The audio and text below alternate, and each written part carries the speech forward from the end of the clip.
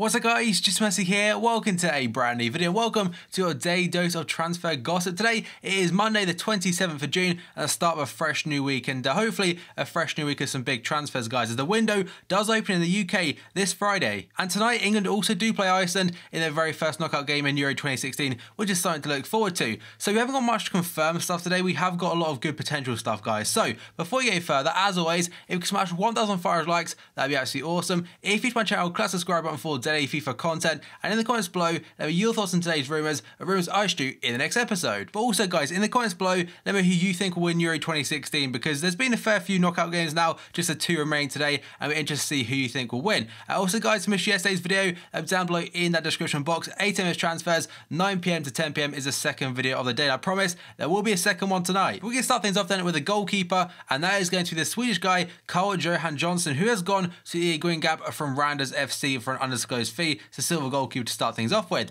Then we go on to Marlon. This is going to Barcelona B, by the way. They are not in the game, so put him just a normal Barcelona. But Marlon has gone to Barca B from Fluminense on a loan deal. He's born in just 1995, so I'm assuming this guy has got a lot of potential about him. Potentially could be a Barcelona player in the next couple of years. Then we go on to Mehmet Demir, this time a Turkish striker, going to Osmanlıspor from Trabzonspor on a loan deal. I think that team has got a fair amount of decent cards in that squad. Then we go on to Jonathan Copete.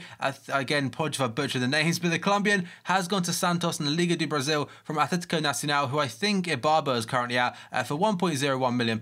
Then we got 2 quite big ones now, one very big one actually. The very first one is Jeffrey Bruma. The Dutch centre-back has gone to Wolfsburg from PSV Eindhoven in the Eredivisie for £11.25 million. Apparently that is the rumoured fee. It does say undisclosed, but €15 million apparently again is the set amount. So he did used to play for Chelsea, I believe, then he went to Hamburg. He has played in the Bundesliga before, played very well for PSV, and then made the switch to Wolfsburg, who I'm assuming is the replacement for Naldo, who made a free transfer to Schalke. And talking about Schalke, we go on to their signing today. That is going to be Bril Donald Imbolo, the very, very highly rated Swiss player who did feature a fair amount at Euro 2016. So I imagine the timing on this was based around when Switzerland were going to get knocked out of Euro 2016, and that happened to be on Saturday, and they announced it on Sunday. They lost to Poland on penalties. He was part of the team, but I don't think he stepped up to take one. But they've beaten the likes of Arsenal, Manchester United, I think there was Red Bull Leipzig. There's so many teams. They've done like a little video with they actually crossed out all the teams he was linked to, and they showed the Schalke badge. So they've signed him apparently for €25 million on a 5-year deal, which I think is around £18 million currently,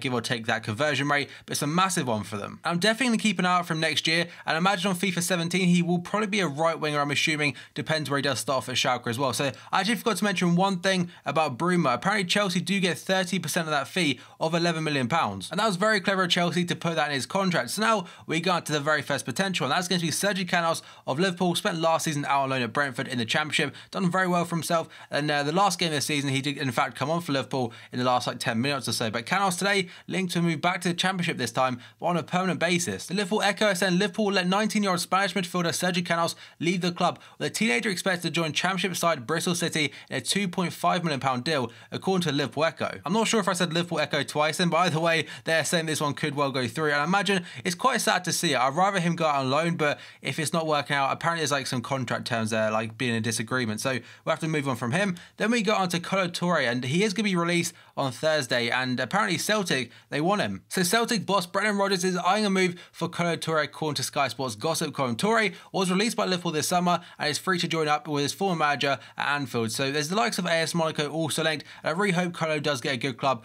for next season. Then we got on to Robbie Brady today, linked again to Leicester City. So Leicester are in talks over a deal for Norwich midfielder Robbie Brady, according to the Leicester Mercury. Brady is 24 years old, has impressed for Republic of Ireland at Euro 2016, scoring today in their 2-1 last 16 defeat against France from the penalty spot, and is hoping for a swift return to the Barclays Premier League following relegation. The rumoured fee before was around £10 million. I'm assuming it may have gone up ever so slightly, because I think he got 2 goals in the last 2 games against France and also Italy. So fair play to him and fair play to Ireland. They represented their country very, very well at Euro 2016. Then we go on to Eric Dyer today, linked to Bayern Munich. Eric Dyer is a subject of interest from Bayern Munich, according to Sunday People, which is obviously not a bad thing whatsoever. The Spurs and England midfielder has developed into a key figure for both club and country in the holding midfield role. Bayern are currently on the hunt for a replacement for Xabi Alonso and could make a big money play for the 22-year-old from Spurs. So this guy has been incredible for Spurs last season, was kind of pivotal in the way they went forward and finished second, or third, sorry. And I imagine, like I said, Bayern, they probably definitely are interested. So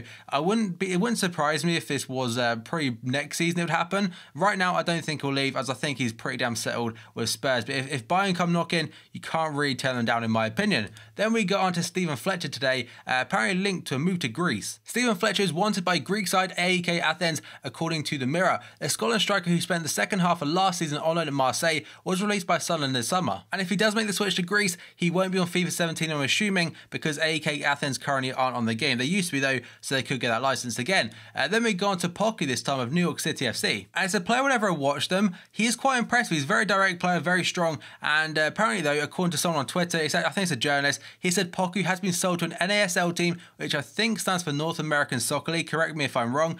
He's been sold to a team for a considerable amount of money, and apparently it's not New York Cosmos. And now, according to Gazzetta dello Sport, AC Milan are waiting to sell this trio. The very first one is Mbaye Niang, and the second one is going to be Suso, the former Liverpool man, who spent last season out on loan at Genoa. And finally, we've got Alessandro Matri. I'm struggling to work out how this article is actually written, because it says these three, they're trying to sell them to Genoa, so I'm not sure if that means all three of them, or just Matri. Although I suppose it would make sense, because like I said, Suso was out on loan there last season, but Niang, he's been linked to the likes of Everton, Leicester City and West Ham, so I'm assuming that one could be elsewhere. But either way, it does look like Milan could be having a bit of a clear out this summer. I think Menez is also linked to a move away. Then we go on to Nicolas Nkulu today, linked to Roma. Roma are considering a move for Marseille defender Nicolas Nkulu on a free transfer, according to Gazzetta dello Sport, because this guy's contract has now run out. The Serie A side are hoping to bolster their defensive options this summer due to the absence currently of Antonio Rudiger, who ruptured his ACL during international duty with Germany. And getting someone like Nkulu in on a free transfer would be very good business in my opinion, because like I said, in the absence of Rudiger, he would be a very good fill-in and potentially keep Rudiger out of the team when he comes back.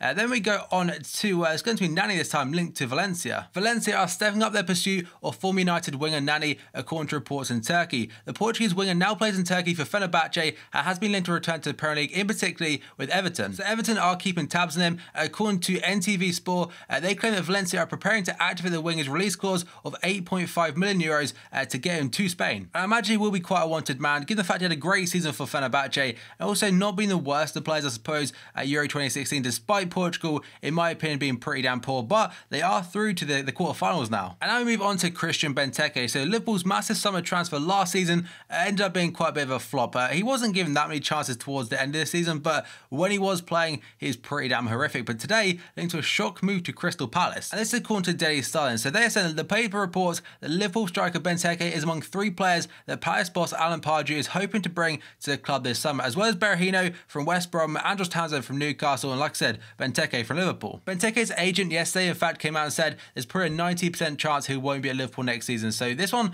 it didn't really work out, and it's probably best to just cash it on now and try to get as much money as we possibly can, which I'm hoping at least around £20 million.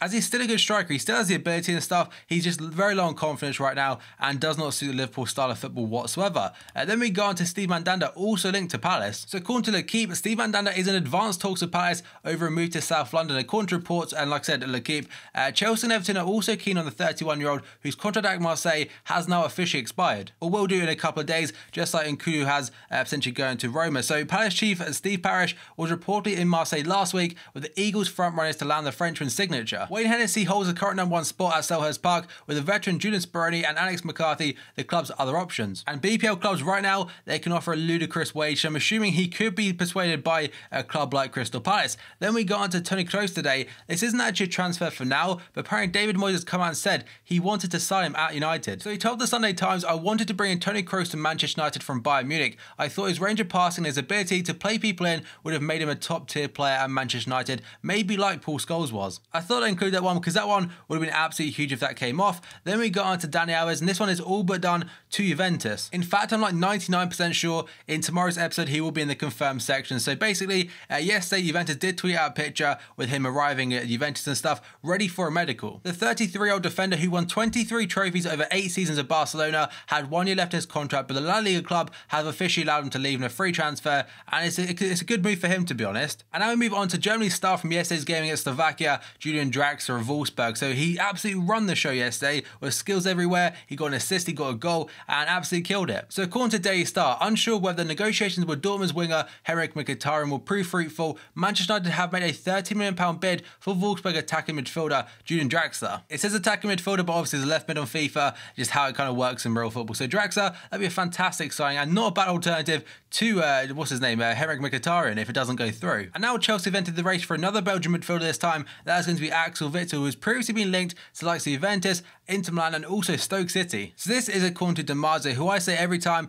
is probably the most reliable, or one of the most reliable people on Twitter in regards to transfers. It also has a website. So he's basically saying that Chelsea have backed out the Nainggolan deal from Roma. Nainggolan said himself the other day that he's very happy to stay at Roma. They are also in talks with Chelsea, but apparently Chelsea, they've backed out of that now because they have no like proper answer, whether it's a yes or no, because Roma, to be fair, have already lost Pjanic to Juve. But like I mentioned, the other alternative for Nainggolan is going to be his Belgian international teammate Axel Witsel of Zenit, who apparently definitely wants to leave Russia this summer. So Chelsea, they could well persuade him to join them. And then we go on to Sadio Mané today of Liverpool. I say of Liverpool, but it could be of Liverpool by tomorrow. So this started around 10:30 p.m. as most Liverpool rumours do. But the very first tweet, in fact, was from Paul Joyce, a very reliable guy on Twitter in regards to Liverpool transfers. So he said Sadio Mané to have medical at Liverpool on Monday in a £30 million deal. And then Sky Sports jumped on it and said Southampton forward Mané will have a medical at Liverpool on Monday after the Reds agreed a £30 million fee for the Senegal international. PA Sport understand the 24-year-old will arrive in Merseyside on Monday to undergo his physical examination